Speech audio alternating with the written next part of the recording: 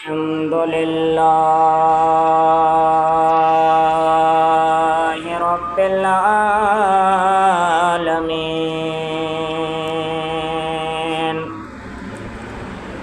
वस्सलातु वस्सलामु अला रसूलिल करीम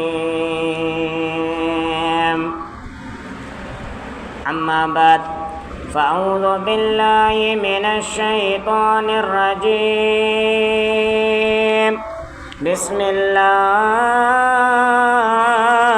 रहमानिर रहीम वला तक़ूलू लिमन युक़्तलु फ़ी सबीलिल्लाहि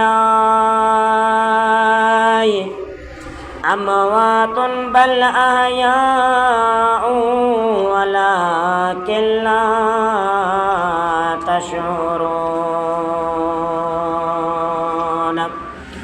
सदक़ल्लाहुल अज़ीम। दोस्त कुहाए दादला तो मोब माराई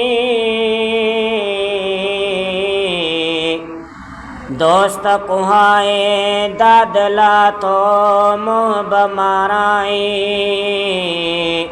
खास खलीलन के तो सख्तियों सहाय अल्लाह समंद बेनियाज सा करे जा चाहे इन मंज आहे का उन गाल इसरार जी। इमाम मुस्लिम जी शहादत जी ख़बर मिले अखियुनि मां लुड़कल किरी पिया पर इन्ना लिल्लाहि व इन्ना इलैहि राजिऊन। काफ़िलो हलंदो रहियो जॾहिं करबला जे क़रीब आया इब्न ज़ियाद जी फ़ौज जो हिकु चिट्टो जेको 1000 फ़ौजनि ते मुश्तमिल हो उन जो सालार बन यज़ीद हो उहो सन रस्तो रोके पुछा कयईं त हिन ज़मीन जो नालो छा आहे। चयो वियो त करबला पाण फरमाया कर कुर्ब वबला दुख ऐं मुसीबत वारी सरज़मीन पर उते ई पाण खीमा खोड़ियाऊं। करबला जे पिड़ में खीमा खोड़ियाऊं जहिड़ो यज़ीद सामो जुंबी जोड़ियाऊं मुंह न मोड़ियाऊं पसीता तरार जो। यज़ीदन हज़रत इमाम हुसैन अलैहिस्सलाम ते सितम ज़ालिम जी इंतहा करे छॾी पाणी बंदि कयो वियो फ़ुरात नदीअ ते सख़्त नज़र रखी वई जीअं अहल बैत खे पाणीअ जो हिकु ढुक बि न मिली सघे। नंढड़ा बचड़ा मासूम ॿार उन जे सबबु रोवण लॻा। कोफ़ी करबला में पाणी न पीआरे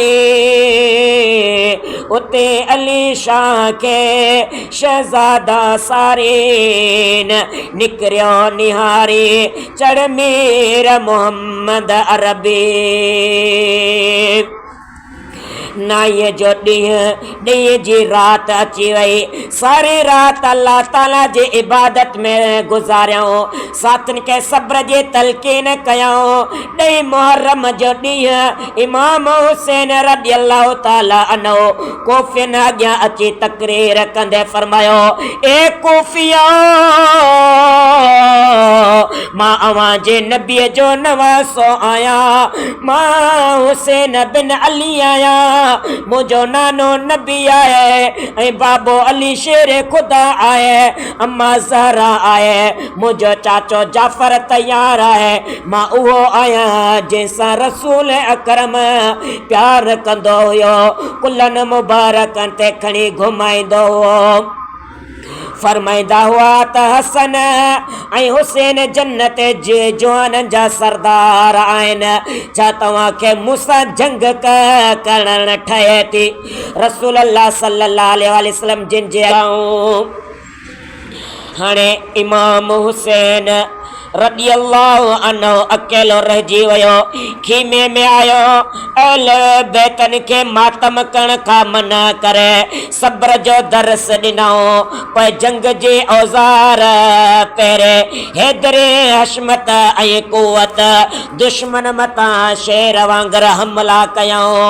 वॾे दिलेरीअ सां लड़ंदे लड़ंदे कोफ़िन जा धड़ सिसीअ खां जुदा कंदे खेनि जहन्नम रसीद कयईं। इमाम पाक जे चौधारी दुश्मन हमलो कयो, हर तरफ़ का तीरन निज़न जी बारिश वसण लॻे।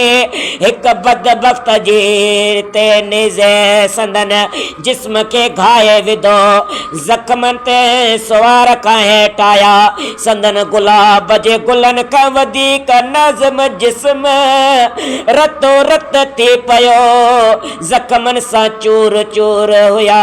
संदन रत करबला जे रेत खे रंगीन बणाए छॾियो।